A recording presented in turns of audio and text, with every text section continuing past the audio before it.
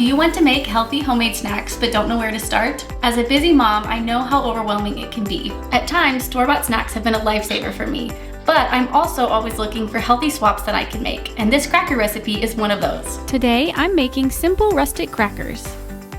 These delicious and crunchy crackers are easy to mix up in just a few minutes and only require a few simple pantry staples. My kids love a good cracker, but a lot of the store-bought ones have tons of ingredients and a lot of them I can't pronounce.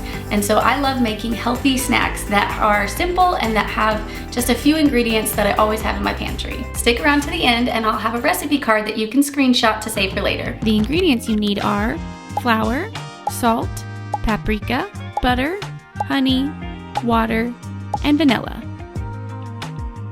Step 1. Measure flour, salt, and paprika into a mixing bowl and stir.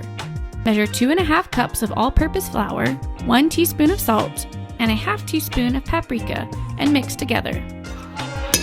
Let's talk about flour for a second. I know that white flour does get a lot of hate these days, and you can totally use a whole wheat flour here for this recipe if you want. My family does like white flour, and so I found that switching from a bleached unorganic flour to unbleached and organic really does add a more whole ingredient that's more nutritious for my family. Step 2. Blend in butter. Add in a ½ cup of room temperature butter. Using a pastry blender, if you know, you know. What is this? A pastry blender. A pastry blender. You know Mommy loves the pastry blender, right? Okay, I say pastry, you say blender. Pastry. Blender. Pastry. Blender. Pastry. Blender. Cut the butter into flour and incorporate well. The butter should be in very small chunks. Step 3. Add in the honey, water, and vanilla and mix with a fork. Add 3 tablespoons of honey, give or take. You don't have to be exact. I'm just gonna eyeball it. You can measure with your heart. A ½ cup of water and a ½ teaspoon of vanilla. Switch to your hands to bring it all together once the dough is thick. Add a little more water if it is too dry or more flour if it is too sticky. What do you taste? Honey. Honey? Honey. Step 4. Roll out and cut the crackers. Split the dough in half and roll out with a rolling pin on a floured surface, silicone mat, or parchment paper. So I found that rolling it out first and then putting it on a parchment paper tends to work better because parchment paper does slide around.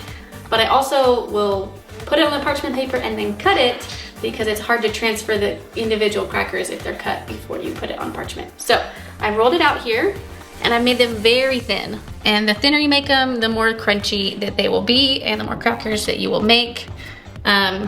Sometimes you just have to feel around. Okay, is it a little bit thicker here? You can roll it out. Doesn't have to be perfect shape. These are rustic crackers. What are you doing? She said hi, trick mommy.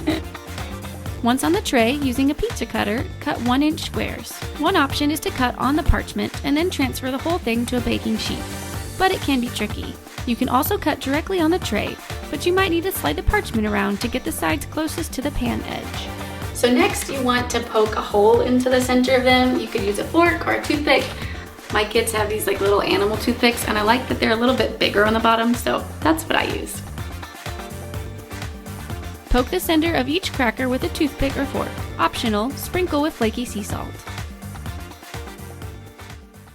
Step 5. Bake at 350 degrees for 8 to 12 minutes. For a softer cracker, bake at 8 minutes. For a crunchier cracker, bake 10 to 12 minutes.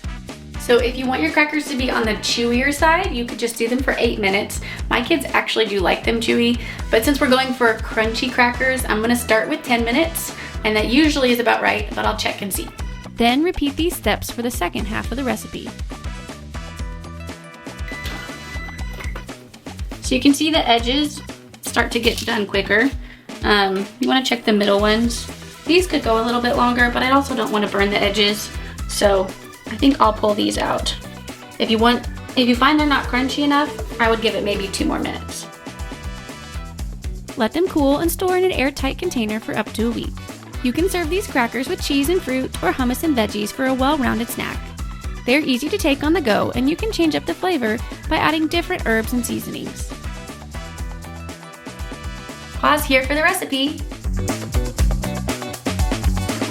If you liked these crackers and are looking for more healthy snack recipes, make sure that you're subscribed because I've got more great recipes coming soon.